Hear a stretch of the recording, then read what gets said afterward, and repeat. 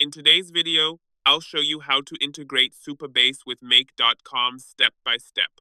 The process is simple, and I'll guide you through everything so you can set it up without any confusion. By the end of this tutorial, you'll have a working connection between Supabase and Make.com. First, go to Make.com and log into your account. If you're already logged in, you'll land directly on the dashboard. This is where you manage automations and connect different apps. Once you're on the dashboard, look at the top right corner and click on Create a Scenario.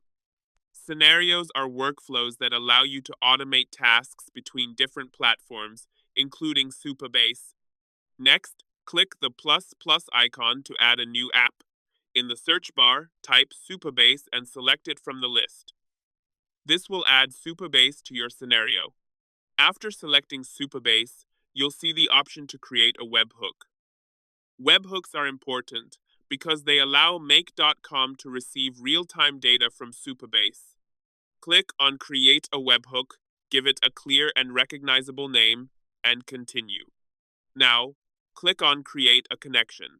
At this stage, you'll need to enter your Supabase project ID and API key.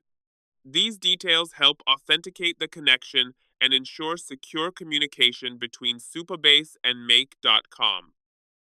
Make sure you enter the information correctly. Once everything is filled in, click Save. This will finalize the setup and activate the connection. And that's it. You've successfully integrated Supabase with Make.com. You can now start building automated workflows and sync data seamlessly between the two platforms. Thanks for watching. If this tutorial helped you, don't forget to like the video, subscribe to the channel, and leave a comment if you have any questions. Happy automating!